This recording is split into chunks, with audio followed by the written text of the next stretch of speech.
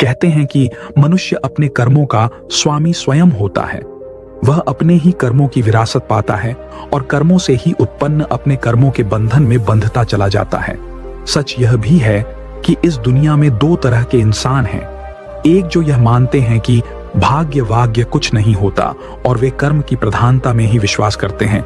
दूसरे वे लोग हैं जो भाग्यवादी हैं, यानी उनका किस्मत कनेक्शन में पूरा भरोसा होता है। उनका दृढ़ विश्वास होता है कि जो भाग्य या किस्मत में लिखा है वो हो के ही रहेगा। अर्थात इंसान जिंदगी भर कर्म और भाग्य की दो धुरियों में घूमता रहता है और अंततः दुनिया से अलविदा हो चला जाता है। आज का युवा भी यही सोचता है कि बिना कुछ किए ही उसे वह सब कुछ मिल जाए जो वह चाहता है, लेकिन ऐसा बहुत कम लोगों के साथ ही होता है। इस विषय पर अक्सर बहस होती रही है कि आखिर कौन बड़ा है, कर्म या भाग्य। अनंत काल से ही यह बहस का विषय रहा है कि कर्म ज्यादा महत्वपूर्ण है या भाग्य। दोस्तों, इस कहानी को सुनने के बाद आप यह बात तो अच्छी तरह समझ जाएंगे कि दोनों में श्रेष्ठ क्या है। जानने के लिए कहानी को अंत तक ध्यान से सुनिएगा। एक जंगल के दोनों ओर अलग अलग राजाओं का राज्य था और बीच में जंगल। उसी जंगल में एक महात्मा रहते थे जिन्हें दोनों राजा अपना गुरु मानते थे। उसी जंगल के बीचों बीच एक बड़ी नदी बहती थी। अक्सर उसी नदी को लेकर दोनों राज्यों के बीच झगड़े फसाद होते रहते थे। एक बार तो बात इतनी बिगड़ गई कि बात युद्ध तक आ पहुंची। कोई भी राजा सुलह को तैयार नहीं था, सो युद्ध तो निश्चय ही था। दोनों राजाओं ने युद्ध से पहले महात्मा का आशीर्वाद लेने की सोची और पहुंच गए जंगल की उस कुटिया में जहां महात्मा रहते थे। पहले एक राजा आया और उसने महात्मा से युद्ध में विजय का आशीर्वाद मांगा। महात्मा ने कुछ देर उस राजा को निहारा और कहा कि राजन, तुम्हारे भाग्य में जीत नहीं दिखती, आगे ईश्वर की मर्जी। यह सुनकर पहला राजा थोड़ा विचलित तो हुआ, फिर उसने सोचा कि यदि हारना ही है तो पूरी ताकत से लड़ेंगे, परंतु यूं ही हार नहीं मानेंगे, और अगर हार भी गए तो हार को भी औरों के लिए उदाहरण बना देंगे, परंतु आसानी से हार नहीं मानेंगे। यह निश्चय कर वह वहां से चला गया। दूसरा राजा भी जीत का आशीर्वाद लेने महात्मा के पास आया, उनके पैर छुए और विजय का आशीर्वाद मांगा। महात्मा ने उसे भी कुछ देर निहारा और कहा कि बेटा, भाग्य तो तुम्हारे साथ ही है। यह सुनकर राजा तो खुशी से भर गया और वापस जाकर निश्चिंत हो गया, जैसे कि उसने युद्ध बिना लड़े ही जीत लिया हो। अंततः युद्ध का दिन आया। दोनों सेना एक दूसरे के आमने सामने थीं और युद्ध का बिगुल बज गया। युद्ध प्रारंभ हो चुका था।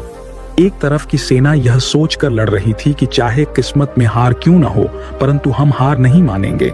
हम अपना सर्वश्रेष्ठ कोशिश करेंगे, अपना सर्वस्व झोंक देंगे।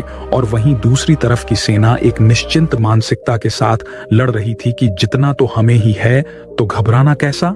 लड़ते लड़ते दूसरी सेना के राजा के घोड़े के पैर का नाल भी निकल गया और घोड़ा लड़खड़ाने लगा, पर राजा ने ध्यान ही नहीं दिया, क्योंकि उसके दिमाग में एक ही बात चल रही थी कि जब जीत मेरे भाग्य में है ही, फिर किस बात की चिंता। कुछ ही क्षण बाद दूसरे राजा का घोड़ा लड़खड़ा कर गिर गया, जिससे राजा भी जमीन पे गिर पड़ा और घायल हो गया और वह दुश्मनों के बीच घिर गया। पहले राजा के सैनिकों ने उसे बंधक बना लिया एवं उसे अपने राजा को सौंप दिया। युद्ध का निर्णय हो चुका था। युद्ध का परिणाम बिल्कुल महात्मा की भविष्यवाणी के विपरीत था। निर्णय के बाद महात्मा भी वहां पहुंच गए। अब दोनों राजाओं को बड़ी जिज्ञासा थी कि आखिर भाग्य का लिखा बदल कैसे गया। दोनों ने महात्मा से प्रश्न किया कि गुरुवर, आखिर ये कैसे संभव हुआ। महात्मा ने मुस्कुराते हुए उत्तर दिया, राजन, भाग्य नहीं बदला, वो बिल्कुल अपनी जगह सही है, पर तुम लोग बदल गए हो। उन्होंने विजेता राजा की ओर इशारा करते हुए कहा कि अब आपको ही देखो राजन, आपने संभावित हार के बारे में सुनकर दिन रात एक कर दिया। सब कुछ भूलकर आप जबरदस्त तैयारी में जुट गए, ये सोचकर कि परिणाम चाहे जो भी हो पर हार नहीं मानूंगा। खुद हर बात का ख्याल रखा, खुद ही हर रणनीति बनाई, जबकि पहले आपकी योजना सेनापति के भरोसे युद्ध लड़ने की थी। अब महात्मा ने पराजित राजा की ओर इशारा करते हुए कहा कि राजन, आपने तो युद्ध से पहले ही जीत का जश्न मनाना शुरू कर दिया था। आपने तो अपने घोड़े की नाल तक का ख्याल नहीं रखा। फिर आप इतनी बड़ी सेना को कैसे संभालते और कैसे उनको कुशल नेतृत्व देते। और हुआ वही जो होना लिखा था। भाग्य नहीं बदला, पर जिनके भाग्य में जो लिखा था उन्होंने ही अपना व्यक्तित्व बदल लिया। फिर बेचारा भाग्य क्या करता। दोस्तों, हमें इस कहानी से यह सीख मिलती है कि भाग्य उस लोहे की तरह वहीं खींचा चला जाता है जहां कर्म का चुंबक हो। हम भाग्य के अधीन नहीं हैं, हम तो स्वयं भाग्य के निर्माता हैं। ये सत्य है कि भाग्य भी उन लोगों का साथ देता है जो कर्म करते हैं।